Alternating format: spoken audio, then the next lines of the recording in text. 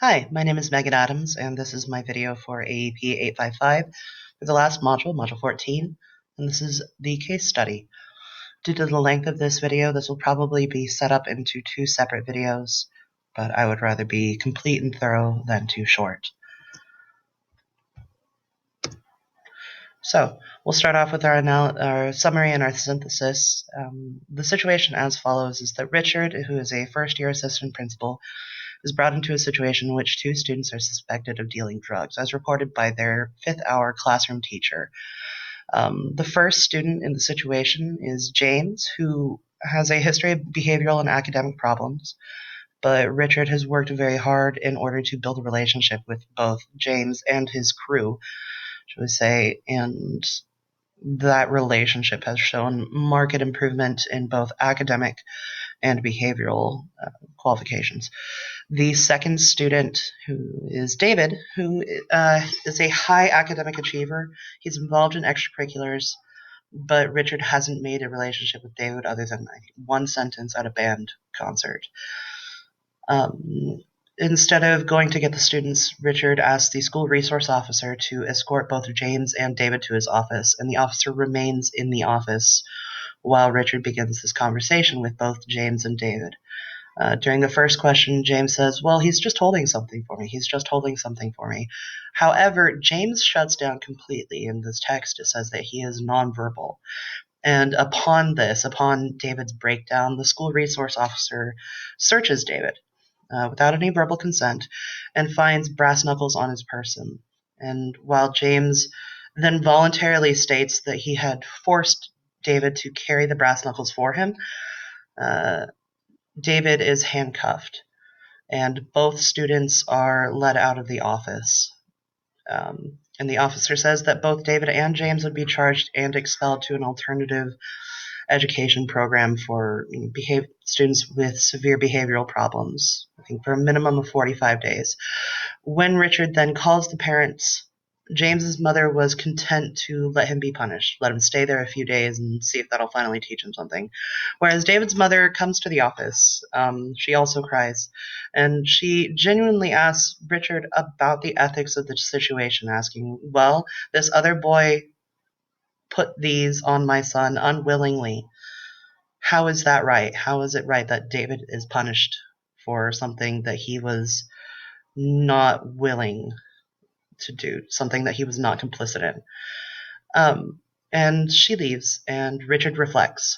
And then Richard decides to violate school board policy that any student with a weapon is expelled for these 45 days. Richard decides to violate this policy, and he refuses to file or write David's expulsion paperwork.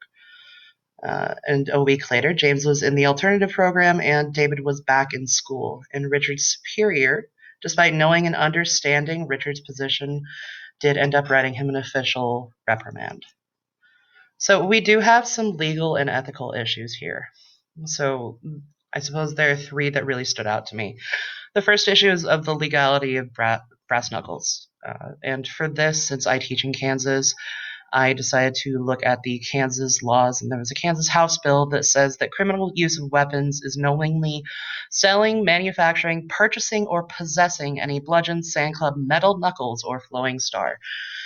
And criminal carrying of a weapon is knowingly carrying any bludgeon, sand club, metal knuckles, or throwing star. So even not looking at board policy, both James and David would be knowingly in possession of these metal knuckles. So that kind of puts us at one difficulty when it comes to legality. The second issue that I noticed is that there is questionable legality when it comes to school searches. According to an article on ASCD, school officials need reasonable suspicion, which is to say, hey, if I see that a student,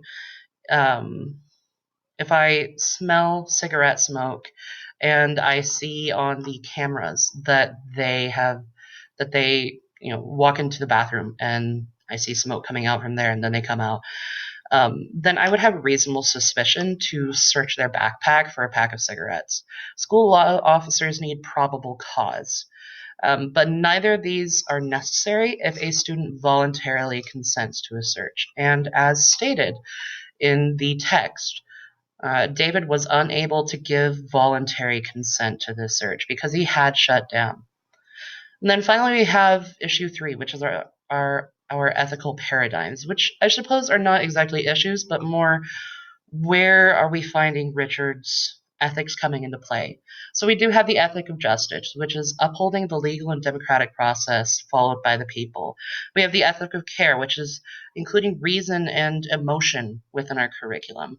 We have the ethic of critique, which is being able to understand, hey, is what works in this one situation actually applicable to all students? And then finally, we have ethics of profession, which is the development of an actual code within our profession, the development of this is my personal moral and ethical code, and this is how I should work by it.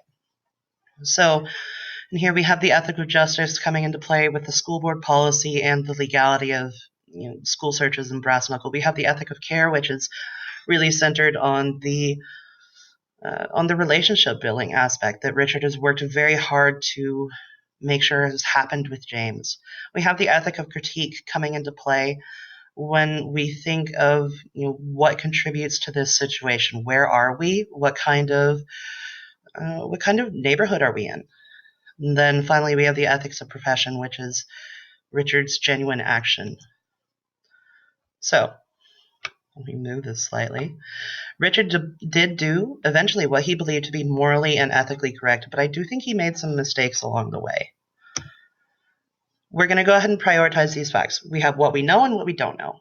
James, who is a student with a history of disciplinary action, has brought an illegal weapon onto school grounds and forced David, a student without disciplinary history, to hold the weapon. So David is not a willing accomplice. James admits this of his own free will, whereas David was searched without consent, and Richard was eventually able to mitigate David's consequences. We don't know what kind of follow-up James received, and we don't know what the traditional discussion and interplay between school officers / leaders and law enforcement within the school actually is. This is one of those things where it kind of depends on district to district. Where I teach now, there's really not too much interplay between law officers and the school. We don't have a school resource officer. If something happens, that doesn't mean we need to call the sheriff's office in another town about 10 minutes away. Yikes. Where I taught in New Orleans, on the other hand, we did have a school resource officer, although they were only there, I think, for maybe 2 days a week. So